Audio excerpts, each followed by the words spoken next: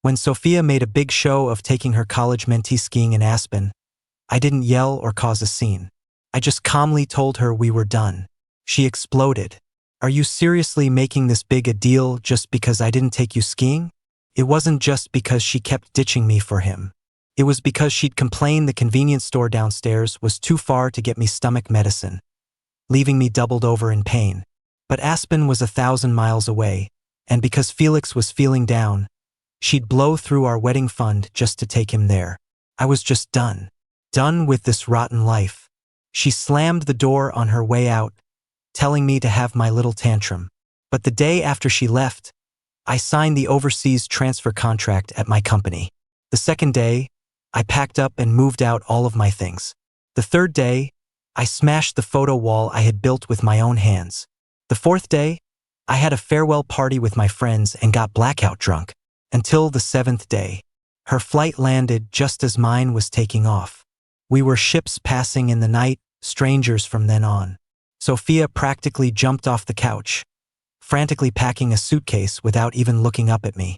Leo, transfer me the money from our joint savings account. Felix saw his ex posting pics with her new boyfriend and he's a wreck. He wants to go skiing in Aspen to clear his head. Everyone else is busy, so I have to go with him. I was holding a glass of warm water, having just taken some stomach medicine. My fingertips were ice cold. My texts were still open to that message from Felix. The snow in Aspen is gonna be amazing. Thanks for letting me borrow your girl for a week, bro. He'd added an emoji with its tongue sticking out. Only I knew how much sickening provocation was hiding behind that playful facade. But I was so calm, I couldn't even feel a ripple of anger anymore. That's our wedding money. I know. I won't use your share. Just send me mine. Sophia shoved me aside, completely ignoring how weak I looked clutching my stomach. She just wanted to grab her power bank from between the couch cushions behind me. Let's be clear, don't start any drama this time. Felix is going home right after the trip. Then he'll be 1,000 miles away, out of your hair for good. As she focused on her suitcase, she never once looked at me. The dim light cast a glow on her face, which was full of excitement and anticipation. Nothing had changed, yet she felt terrifyingly unfamiliar. Turns out, traveling 1,000 miles for someone you care about isn't tiring at all. An hour earlier, my stomach had started hurting so bad I was curled up on the sofa, unable to move. I begged Sophia to go downstairs and buy me a box of stomach medicine. She was scrolling on her tablet, her brow furrowed, while picking out cat food, a cat bed, and toys for Felix's stray cat. She replied dismissively, "Babe, it's about to snow. It's freezing out there, and I'd have to cross the street. Don't make me go out. Your girlfriend is a person, too. I slave away all day for a paycheck, and you want me to be your servant when I get home? I'm exhausted. Besides, don't we have painkillers? Just take one of those for now." Then, still focused on choosing toys, she muttered under her breath, "You're both men. I don't see other guys being so dramatic." And by other guys, she meant Felix, the kid who was on a call with her through her earbuds the whole time. I took a breath and asked her directly, "So, taking half a day off to drive across the city to buy your mentee a limited edition collectible wasn't slaving away? That wasn't a hassle?" Sophia's fingers froze on the screen. When she looked up, her eyes were cold and annoyed.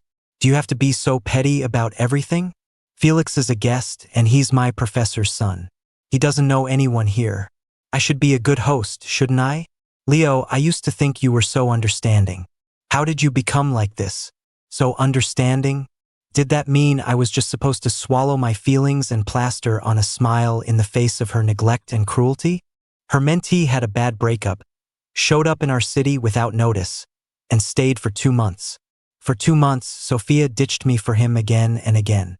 When I had a fever, Sophia was out hiking with him to see the city lights.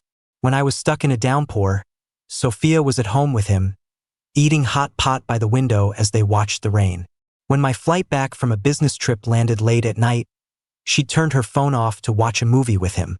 Worse, for all of Felix's expenses in Chicago, Sophia used the money we had saved for our engagement photos and honeymoon. Her excuse was always the same: "Leo, you've always been so understanding. Don't put me in a difficult position. I was struggling in college, and my professor was so good to me. She had me over for dinner countless times, and her encouragement and support were the only warmth in my bleak childhood. I wouldn't be where I am today without her. Do you understand? It's not just money. If she asked for half my life, I'd give it to her. I understood. Sophia felt she had to repay a debt. It was normal for her to go above and beyond for the person who had been her mentor, the only light in her past. If I complained, I was being cheap, ungrateful, and small-minded. But does repaying a debt mean sharing chopsticks with her mentee? Does it mean warming his frozen hands in hers? Does it mean letting him try on the engagement ring I'd been saving for her? Every single one of these things, her dear Felix had sent to me. He always ended with a line like, "You're so understanding, bro, you probably won't mind, right?" They all say Sophia's boyfriend is this broody, cheap guy. You wouldn't want to prove them right, would you? They referred to Sophia's friends, Felix's upperclassmen. Because Felix's departure date was up in the air, and hundreds of dollars a night for a 5-star hotel was getting expensive, I suggested finding a more affordable Airbnb. Felix, with tears in his eyes, said, "I'm just causing problems for everyone. Don't worry about the hotel, I'll just leave tomorrow." And just like that, I was branded the cheap bad guy. After that, they started intentionally icing me out at their gatherings. At the karaoke bar, they'd pointedly ignore me. Even when we went river rafting, they planned it so I'd be the odd one out, forced to pair up with a stranger. Sophia knew all about it. First, she'd apologize and try to make it up to me. Later, she'd just be silently displeased. Finally, she'd just scowl at me in frustration. "Can't you just try to fit in? Look at Felix, he gets along with everyone. Would it kill you to learn to be a little more charming like him?" But I didn't have a rich, influential mother whose reputation let me coast through life. My attempts to be friendly were mocked behind my back as pathetic and spineless. Eventually, they stopped inviting me to their get-togethers. The water in the kettle was at a rolling boil. Sophia was on her phone, pacing back and forth, comforting Felix, who was supposedly crying and threatening to go home because of me. The contrast between her cold dismissal of me and her warm concern for him was stark. I didn't even have the energy to argue anymore. I pulled out my phone and ordered some hot soup. As I leaned weakly against the door waiting for the delivery, I heard Sophia whispering to Felix in a placating tone, "They're there, don't cry. The custom cake and flowers you wanted are on their way to you right now. Cheer up. Think of it as a little care package from me, it's already out for delivery." After she hung up, the smile vanished from her face. Our eyes met, my expression blank, hers as cold as the steel of the door. Was that fun? Saying things like that on purpose right in front of Felix. Have you never had a collectible figure before? Have I never driven across town to get you a gift? Her irritation and dissatisfaction, which I used to be blind to, were now all too familiar. What can I say? Watching your relationship rot away right in front of you. You feel helpless, heartbroken, and full of regret. But for a relationship to start, it takes two people. For it to end, all it takes is one person's change of heart. Even knowing it was over, I couldn't stop the bitterness from rising. I asked quietly, "You can order all that stuff for them at a moment's notice, but you couldn't think to order me some soup when I'm sick?" I scoffed. Because I'm not important, right? My pain doesn't matter as much as Felix's tears. So the medicine I need is less important than the cake that might cheer him up. Sophia froze. She knew her favoritism was wrong, but her instinctive choice was still to side with Felix. "Why are you comparing his collectible to your gift? Is he your boyfriend, too?" Sophia's pupils constricted. She understood everything, but she deliberately used her debt of gratitude to manipulate me, to corner me, turning me into the fool who couldn't even speak up about his pain. I let out a strange laugh and looked down, pushing away Sophia as she tried to make excuses. "Don't bother explaining. A broody, bitter boyfriend like me should just exit your life, the same way I exited your circle of friends." The slam of the door cut off Sophia's desperate explanations. Later, the delivery guy brought the hot soup. Seeing me hunched over, He even reminded me that stomach pain was awful and I should go to the hospital if it got too bad. I nodded at him gratefully. The warmth from a stranger felt more real than from the person closest to me. On a night when I felt completely helpless, it almost brought me to tears. When I turned around, Sophia was standing behind me. I don't know when she got there. I'm sorry. You've always been so understanding. Indulge me this one time, just this once. I owe my professor everything. There's no way I can ever repay her. She boiled water, made medicine, held a hot compress to my stomach, fed me soup. Finally, she lay on the couch trying to soothe me. Felix just came here to get over a breakup. He has no one else here. I can't just ignore him. We're just like brother and sister. There's nothing else to it. I promise, I'll make sure he gets home safely to his mom next week, and then I'm done with him. Honey, please don't fight with me. I know I've been neglecting you lately, but we have a whole lifetime together. We don't need to fight with him for a little bit of my time right now, do we? She didn't know we didn't have a lifetime anymore. While she was ordering that cake for Felix, I had taken a call from my company. She was so focused on her mentee that she hadn't heard a thing. I had accepted the overseas transfer. I was leaving next week. Sophia and our 5 years together were about to be left behind in Chicago. Leo? Stop this. Sophia's low, annoyed voice pulled me out of my memories. Looking at her face, which was ready to erupt in anger at any moment, I decisively took out my phone. I transferred the $31,300 of her money that I was holding, down to the last cent, back to her. I probably won't need this much, but whatever. Better to have too much than too little when you're traveling. I'll send back whatever's left when I get home. My hand holding the phone froze. An involuntary, bitter laugh escaped my lips. Leo, I've decided. From now on, I'm gonna save every penny so we can have a huge wedding. The memory of her hugging me tightly was still so clear. But now, she was about to spend that money on another guy, one who couldn't handle the slightest hardship with her. Crash.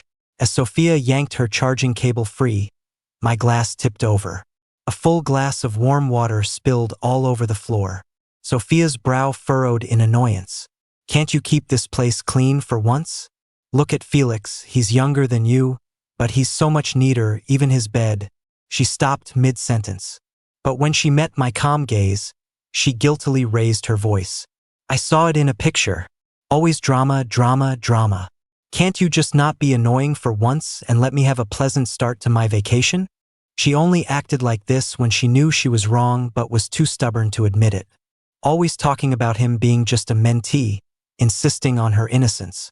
But she had slept in Felix's bed.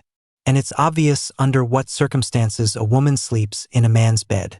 The pain in my stomach spread, stabbing into my heart. It was a cold, sharp ache. Oh, it can get even more pleasant. With an ice-cold smile, I said, word by word, we're breaking up. Sophia's hand, zipping up the suitcase, froze. In an instant, her face turned darker than the gloomy, snow-filled sky outside. I knew it. You just couldn't let me have a good time. Are you seriously making this big a deal just because I didn't take you skiing? You want to cause a scene? Fine. Have your goddamn scene. The door slammed shut. A blast of cold air hit my face, finally breaking the dam of emotions I had been holding back for so long. I knew. Sophia was standing right outside, waiting for me to open the door. It was our agreement. No matter how bad the fight, how big the drama, as long as the person who left didn't actually leave, and as long as the person who stayed was willing to open the door, it was an unspoken truce. All the unpleasantness would be forgiven and forgotten. In the past, we had covered up the cracks in our relationship so many times with this self-deception. But this time, I looked down at the stains spreading across the rug I had spent so long picking out, ruining it completely. It was impossible to clean, but a waste to throw away, just like my relationship, which had become tasteless but I couldn't bear to abandon. That door, I didn't want to open it anymore. On the security camera feed, Sophia was leaning her head back against the wall, her sharp features scrunched up in a mix of frustration and conflict. She was afraid that if I opened the door, I wouldn't let her leave. But this time, she was overthinking it. Finally, after a notification from Felix lit up her phone, She gave the closed door one last glance and walked away without looking back. I picked up the stained rug and, without a second's hesitation, stuffed it into the trash can. It's ruined. I don't want it anymore. Then I opened an app and ordered a box of stomach medicine. If you can buy it on your phone, don't count on anyone else. That was something Sophia had once thrown in my face. A new text popped up. It was Sophia. I'm gone. A week should be enough time for you to throw your tantrum, right? She thought I was just acting out again. But not anymore. I took the medicine, turned off my phone, and fell into a deep sleep. For the first time, I didn't care whether she stayed or left. The moment Sophia's plane landed, Felix updated his social media. A picture of a tall figure from behind, pushing 2 heavy suitcases, with an out-of-place men's sports duffel slung over her shoulder. It was Sophia. Felix's caption read, "The way someone dropped everything to fly above the clouds with me." A little childish, but so reassuring. Sophia's friends all liked the post. Sophia's best friend Chloe's boyfriend commented, "Where's Leo? Last I heard, his honeymoon was also planned for Aspen. Did you guys go together?" A minute later, that blatantly showy post was deleted. Immediately after, Sophia texted me, "You need to go explain to our friends group chat. Tell them Felix was having a hard time and you were generous enough to let me go with him to cheer him up. They dislike you so much. This is your chance to redeem yourself. Don't miss it." I got the message. I posted one last thing in the group chat. Don't force yourself into a circle where you don't belong. From now on, you don't have to start a separate chat to talk trash about me. Long live your friendship. Then I left the group. After that, I turned off my phone and walked into my manager's office. I signed my name on the transfer assignment letter. When I first decided to stay in Chicago for Sophia, everyone thought I was wasting my potential. But even now, as I watched our love, once ripe, fall to the ground and smash into a pulpy mess, I don't regret that choice. Because at the time, I chose to stay for love, and that was true to my heart. So I won't hold any grudges. I won't become rich and successful and then look back with bitterness, lamenting some precious love I missed out on. Now, having tasted the bitterness of love, I finally understand how sweet it is to have money and a way out in my own hands. Dozens of missed calls and messages from Sophia were deleted with a single tap. I had too much to do to waste energy on her inevitable meltdown. In just one night, all my belongings in the apartment we had shared for 5 years were packed into boxes. Some were shipped back to my hometown, others packed in suitcases to take with me. Sophia stopped trying to contact me. That was her way of showing she was angry, the start of the silent treatment. In the past, I was always the one who broke first. When the pain had me tossing and turning in bed. When familiar objects choked me with memories of the past. When my emotions flooded over and I couldn't control myself. I would be the one to back down and give in. I knew it was a toxic pattern, but I couldn't stop myself. It was like a tumor attached to my heart. Every tug hurt me, not it. If I tried to cut it out, the tumor wouldn't feel a thing, but I'd be the one bleeding out. The detox began when I stopped going to their group gatherings. Every time I backed down, it was like another cut on the walls around my heart. After enough cuts, I became numb, and I realized the pain of leaving her was the least of my worries. Felix couldn't resist showing off their honeymoon. He had his arm linked with Sophia's, from Nakajima Park to the Tanakikoji shopping street. He texted me, "Bro, Aspen is so beautiful. You have to come see it next time. Oh wait, you're the one who made this honeymoon itinerary, right? You must have really wanted to come. Don't worry, I came for you. Sophia's mad, but it's okay. I'll calm her down for you." I turned off my phone, ignoring it. I quietly scheduled a handyman to come over the next day. In the middle of our apartment was a pink, heart-shaped wall I had built myself. It separated the kitchen and living room, and it was covered with photos documenting my entire journey with Sophia. I took them down one by one and threw them in the trash. I once said that if our love wasn't as solid as a rock, this wall would crumble along with it. So, while Felix and Sophia were splashing around in a hot spring, and while Felix was cheekily texting me, "Sending you pics of every view, so it's like you were here too," I took the sledgehammer from the handyman.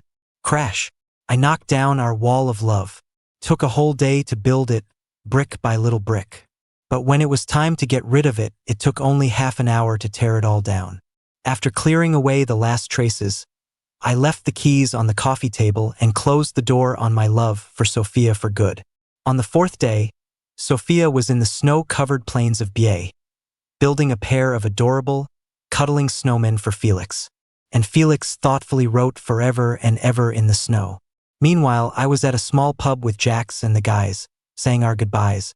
Slightly drunk and blurry-eyed, we ended up at a karaoke bar. My friends didn't shove me into a corner. They didn't use me as a waiter to order songs and fetch drinks. They crowded around me, arms slung over shoulders, singing and dancing with all their might, tears streaming down their faces. To Leo's bright future, to his success, and to being single. Being single won't last forever, but friendship will. I thank them for pulling me out of the fire time and time again when I was in so much pain I thought I couldn't go on. When I had a fever, they brought me medicine. In the pouring rain, their friendship was the boat that carried me home. Even at the airport in the middle of the night, they were the ones who held me when I was all alone and told me I still had them. Every time, just when I was about to give up, the seeds of our friendship bloomed into flowers of salvation in my wounds. We drank until the early morning. Back at the hotel, I collapsed into bed and passed out. On the fifth day, Sophia and Felix were holding hands. He texted me, "Such a shame, bro. I grew up a little too late. She met you first." Meanwhile, I was wandering the streets of Chicago, eating all kinds of snacks. Only I knew the spicy, savory taste of that freedom. On the sixth day, on a pink-tinged ski slope, Sophia pulled Felix into her arms. Felix texted, "Don't you get it yet, bro? You're the third wheel. She loves me. I didn't have time to get any of it. My work handover was almost complete. My colleagues threw me a farewell party. Without Sophia's disapproving glares, I let loose, drank with everyone, and got drunk again. Until the seventh day when Sophia sent me a message. Landing in 3 hours. Felix is flying back to Denver. Come pick me up. The presents I got you are too heavy to carry." That was the typical way a headstrong Sophia would offer a truce. But what she didn't know was that my flight out of the country was also in 3 hours. I didn't reply. She started calling me like a madwoman. I rejected every call. Felix sent me a message. "Thanks for lending me your girl for 7 days, bro. It was short, but we did everything we wanted to. I gave myself to her. I have no regrets." He had no regrets, and neither did I. The bragging pictures with her friends, the innocent but not innocent provocations, and his shamelessness as a homewrecker, I compiled it all into a PowerPoint presentation. The moment their plane took off, I sent it to all of Sophia's friends and, to their boyfriends, the guys Felix always called those annoying boyfriends. Chloe is the best. She ditched her date to help me take my cat to the groomer. Even Sophia said her annoying boyfriend is way more understanding than you. Ugh. Olivia waited in line for hours to get me the first pumpkin spice latte of the season. Her annoying boyfriend only got the leftovers I didn't want. Sophia said she's already claimed next year's first one for me. What flavor do you want, bro? I'll have Sophia get you one too. Sorry, bro. Chloe was supposed to go leaf peeping with me, but her annoying boyfriend was throwing a fit, so I had to steal Sophia for 2 days. You're so understanding, you wouldn't cause a scene like that, right?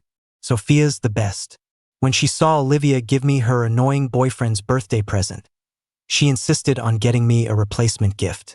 I asked for your engagement ring. You wouldn't be too cheap to give it up, would you, bro? Every one of his triumphant boasts was mixed with the pain and tears of another man. So he deserved everything that was coming to him. After confirming that everyone had received the file, Felix, Sophia, and her whole rotten crew were blocked and deleted. The gloomy weather, after a week of snow, suddenly cleared the moment my plane took off. I walked out of the storm alone, tears mixed with blood, leaving a trail of flowers in my wake. Today, I finally let go of the past. From now on, my future would be nothing but bright. Sophia had never felt 3 hours drag on for so long. She couldn't sit still, her mind consumed by the unanswered international calls. She should have been completely certain that Leo couldn't leave her. Leo came from a broken home.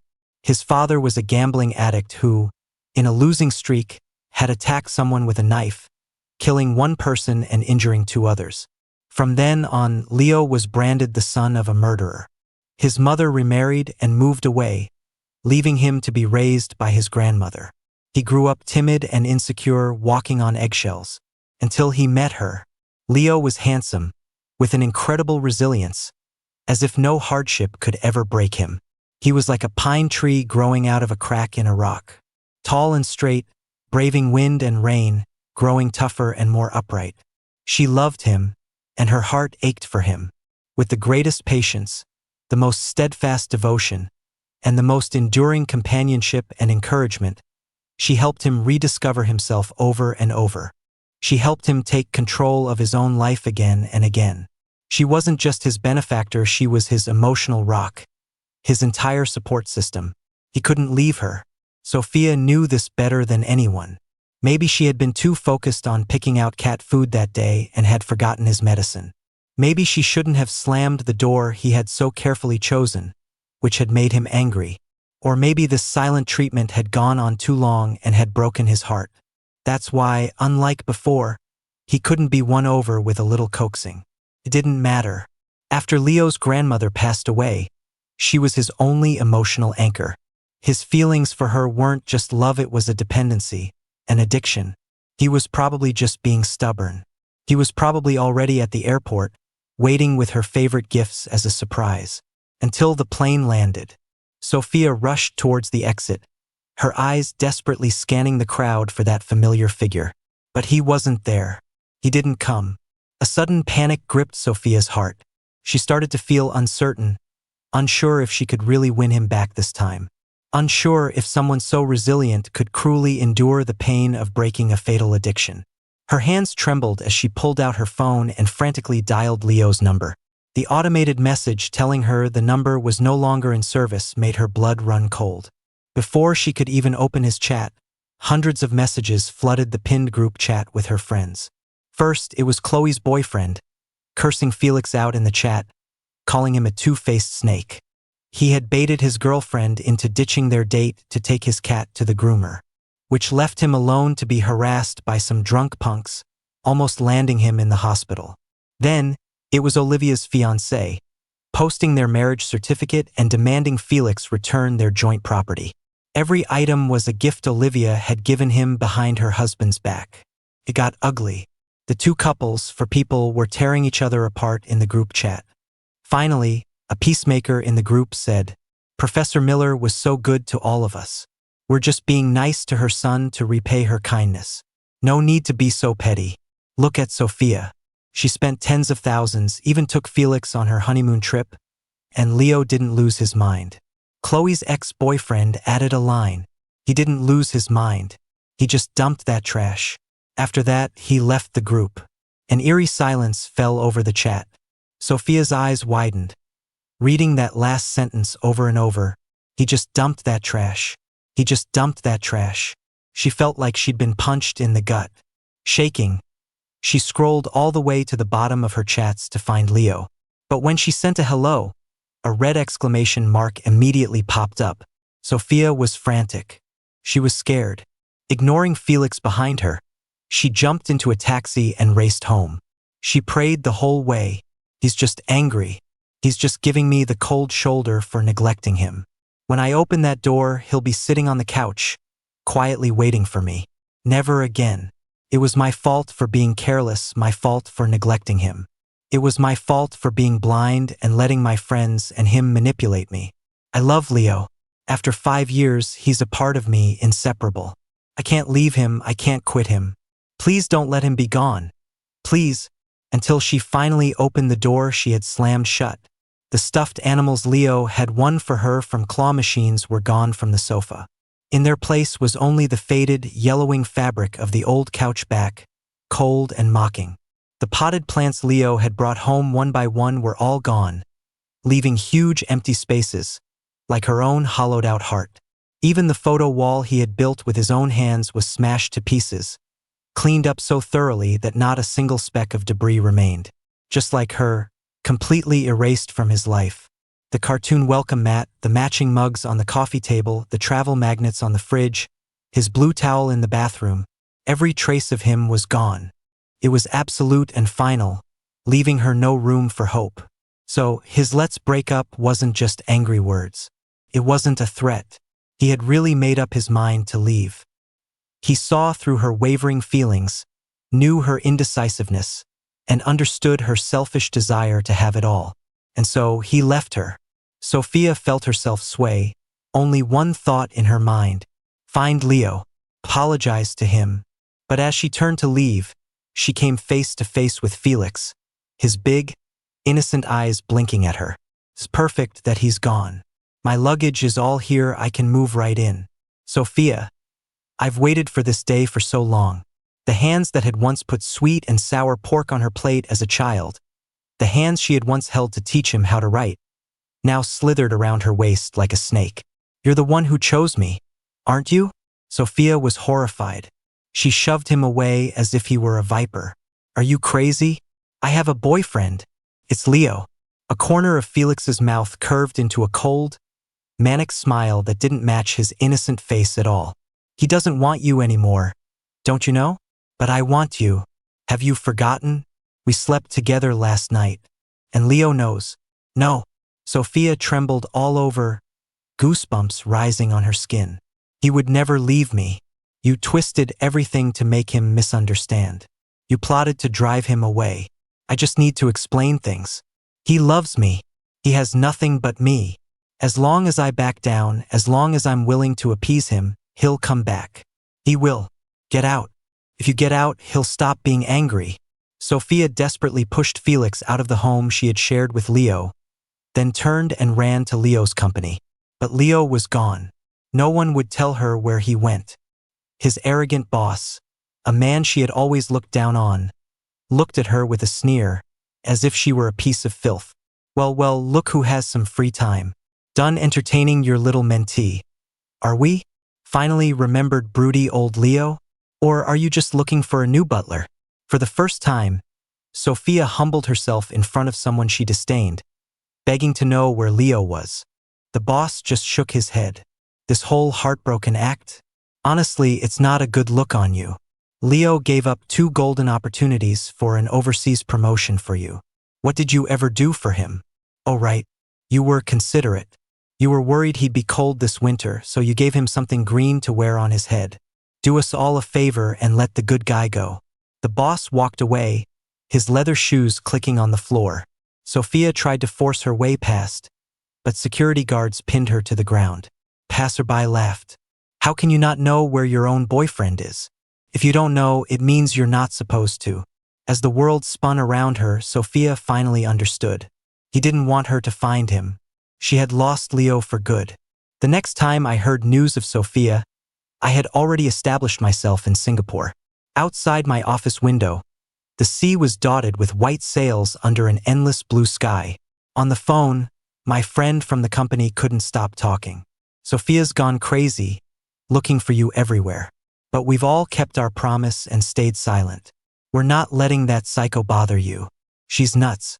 Tried to pull the guilt trip card on me, standing outside my house in the freezing cold, refusing to leave. She clearly doesn't know I'm colder than ice. I was hoping the snow would turn to daggers and finish her off.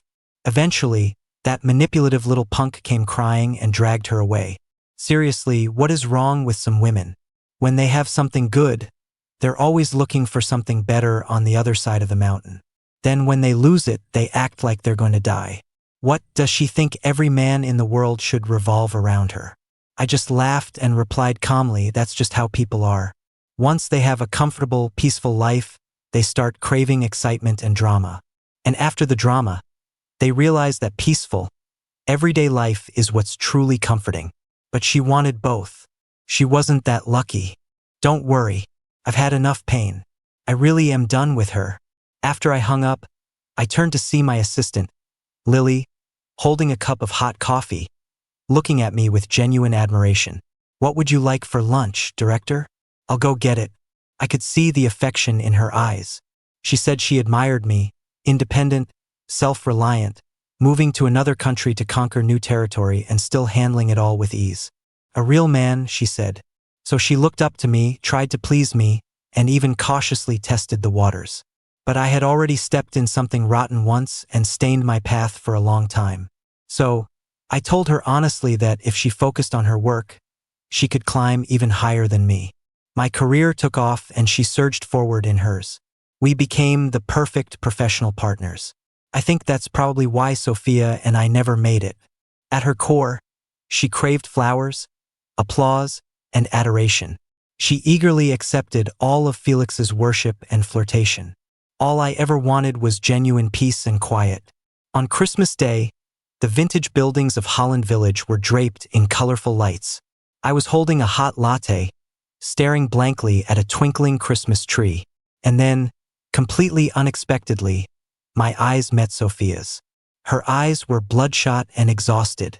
She asked me in a hoarse voice, "How could you be so cruel?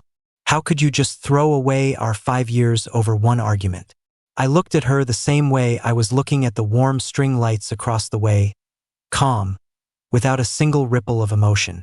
"Did you not see the PowerPoint I sent?" Sophia's breath hitched, her face turning pale. "I didn't know about any of that. He manipulated me, and they were always whispering in my ear, making me biased against you. I know I was wrong now. I've cut all ties with them and I sent Felix back to Denver.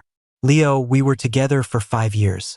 You're moving up in the world, and I won't stop you, but please, don't leave me behind because of those misunderstandings." I took a sip of my coffee, savoring its bitterness, and said flatly, "So it was everyone else's fault? Are you a fool or just a puppet they could control? Don't try to guilt trip me.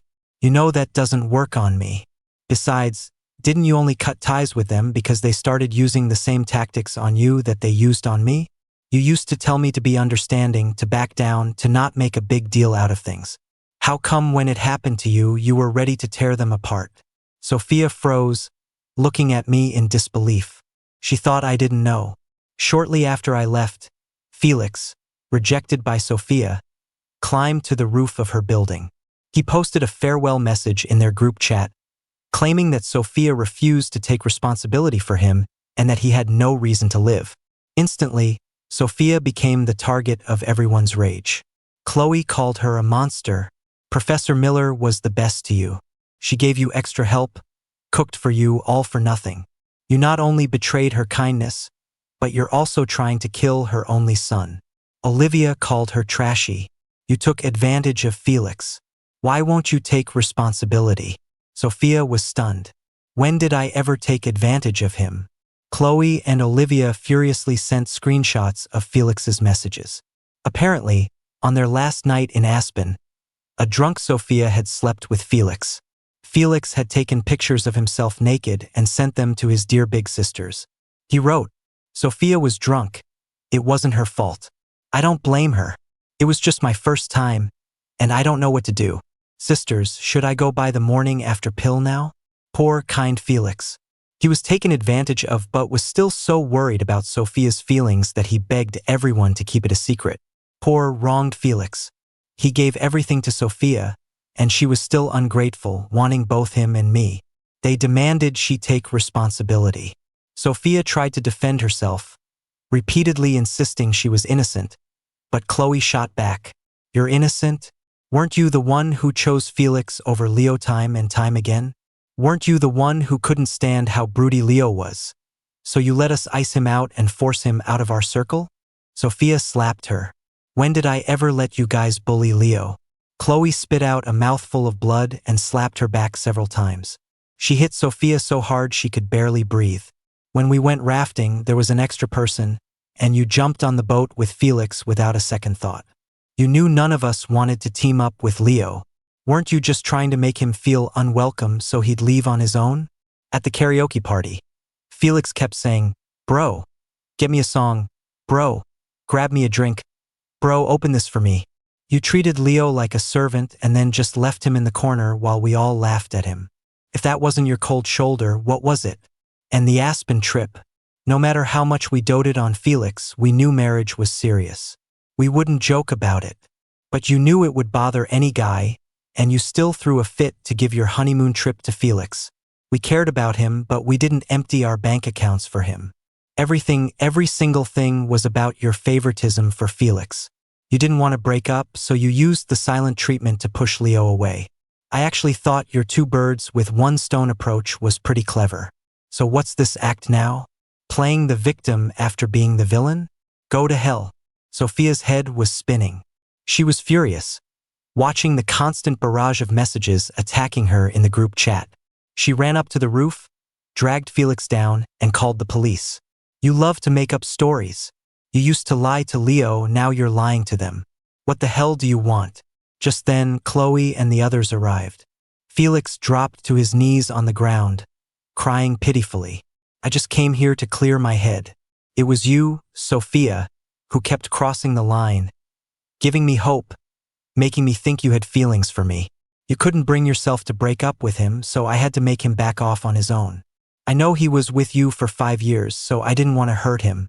I just wanted to slowly let him see your true feelings so he would leave on his own. Why are you so angry? Sophia, you led me into temptation, and you took the most precious thing a guy has. And now you want to just wash your hands of it and walk away? Are you trying to push me to my death? Sophia couldn't listen anymore. She raised her hand and slapped him. Screw you.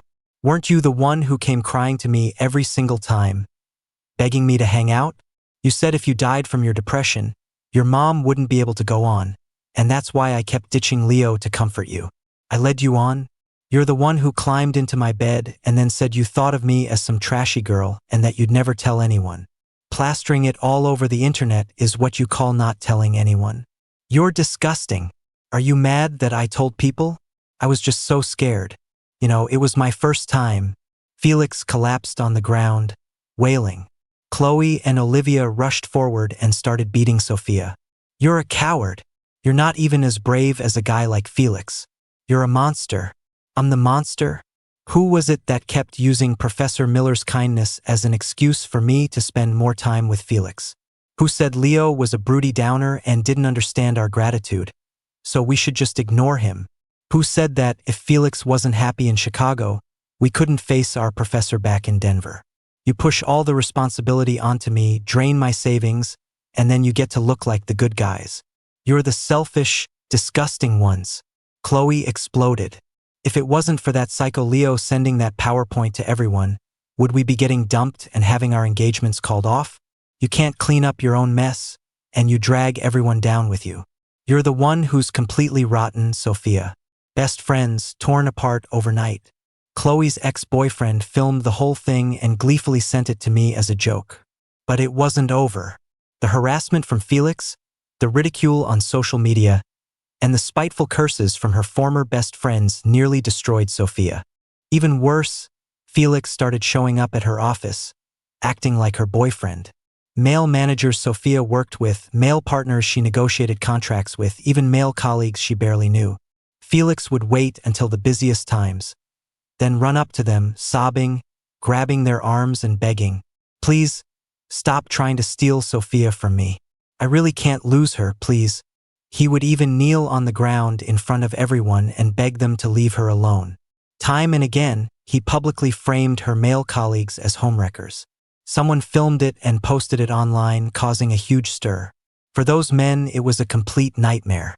They started avoiding Sophia like the plague. A company relies on teamwork. No matter how talented you are, you can't do everything yourself. Sophia, the rising star, the one most likely to make a 7-figure salary, was forced to resign. She went mad, kicked Felix out of her apartment, and disappeared from Chicago completely.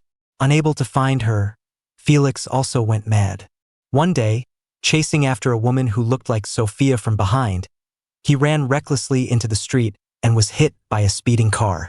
When Professor Miller arrived in Chicago, everyone finally learned that Felix had a severe mental illness. The trashy girl he always talked about had never been in a relationship with him at all. Because she was bright and successful, she became the object of his obsession. Eventually, she couldn't take the harassment anymore and left Denver. Felix even tried to kill himself to stop her, but failed. But then, A well-wishing phone call from Sophia to Professor Miller was answered by Felix. He remembered the brilliant older student whose wall was covered in awards, the one his mother always praised.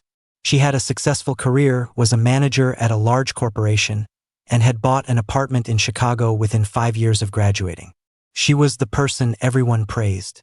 More importantly, Felix looked at her social media. Sophia was tall and beautiful, even prettier than the girl who had run away.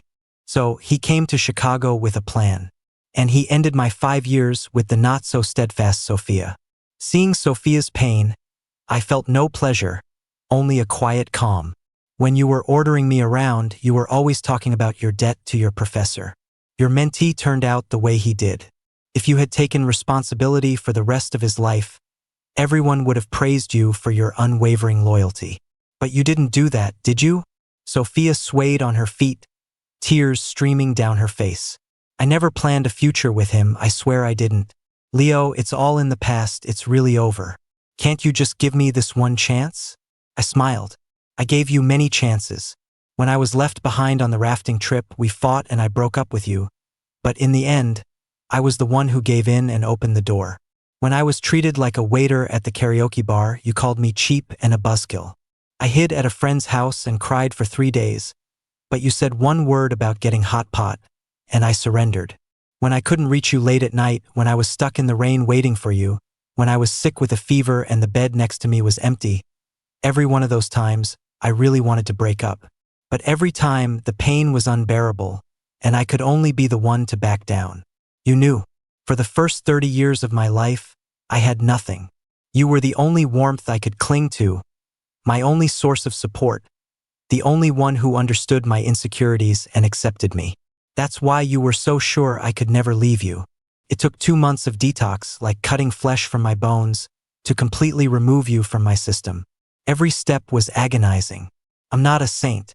I won't be pushed to the brink by your claims of innocence and then pathetically offer forgiveness. I was in pain, so you deserved to feel that same heart-wrenching pain. That's why I carefully crafted that breakup PowerPoint and sent it to every single person. I knew Felix was unstable long before you did, but I wasn't kind enough to try and warn you while you treated me with such contempt. It's a pain that cuts to the bone. Now that you've felt it, you understand everything. Sophia, after all this, after we've both been destroyed, do you really think I would ever go back? Sophia finally understood. Even my breakup was a long, painful, premeditated act. I am a resilient person. When I say something, I mean it. The breakup was real, and so was the revenge. When I left, I never planned on looking back. She buried her face in her hands and cried as if she had lost everything. But so what? She wasn't stupid. She understood everything. The kid's admiration was blatant. His advances were obvious. Even when he tested the waters, asking who was better, me or him, she knew she was crossing a line. But she still stroked his head and said, "Felix is the cutest." The fact that she got played just proves her love was never strong enough. She deserved it. Sophia wouldn't give up. She was determined to win me back just like before. I was getting tired of it. I took my assistant Lily's arm and told Sophia plainly, a top graduate, a pillar of our company, and my personal hero. Let me introduce you. This is my girlfriend. Sophia lunged forward like a madwoman, trying to grab my hand. But Lily stepped in front of her.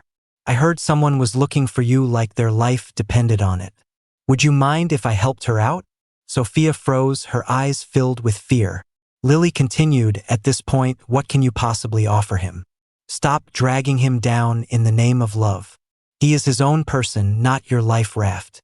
Sophia paused, and the words slowly sank in. She had lost her job, ruined her reputation, and was being stalked by a lunatic. What could she give Leo? Nothing but fear and pain. Finally, she slowly released her grip on Lily's collar. She was still a fugitive running from her own mess, yet she delusionally thought she could rebuild her kingdom in our relationship. Pipe dream. Sophia walked away, dejected, and booked a flight for that same day. I never saw her again. A relationship, whether it's a whirlwind romance or a battle to the death, ends like a badly written novel. It just stops. No long goodbyes, no final toast. One person turns away and it's for a lifetime. 3 years later, I returned to the country, promoted twice, and was easily making a 7-figure salary. At the company's annual party, I was representing our firm and went to toast the client's representative. My little assistant, Lily, had transformed into a powerful, independent woman. Swirling a glass of wine, she raised an eyebrow at me. Standing on the shoulders of my family's giant corporation, I'm finally lucky enough to stand beside you. I wonder if I might have the honor of asking Director G to dinner? 3 years is a long time. The spot where I had cut out the tumor had healed over with new flesh. It didn't hurt anymore. I figured that one rotten experience wasn't so toxic that I'd be afraid to take another step for the rest of my life. So I said yes. Chicago is a small town. I happened to run into Jax. He told me that all the guys involved in that PowerPoint incident had broken up with their girlfriends. He also told me that last winter, Felix had finally found Sophia again. One couldn't live without her. The other would rather die than be with him. They fought relentlessly, tumbling down a flight of stairs together. The blood clot in Felix's brain from his previous accident dispersed, and he died on the spot. Sophia was convicted of manslaughter and sentenced to 7 years. Compared to the mess I had scraped off my shoe, they were a poison that rotted you from the inside out. Thankfully, on my path to success, I had wiped myself clean and moved on to a new chapter in my life. But in their endless entanglement, the poison had seeped into their bones, and there was no cure. Seeing the tall, beautiful Lily behind me, he smiled at me. We both had to throw away a love that wasn't right for us. That's why we deserve better. In the vast sea of life, the only one who can save you is yourself. There is more than one woman who can't see clearly, but there is also more than one man who can. The snow from last night has melted, and the sun is shining on the branches. I wish him, and us, a future of clarity and happiness.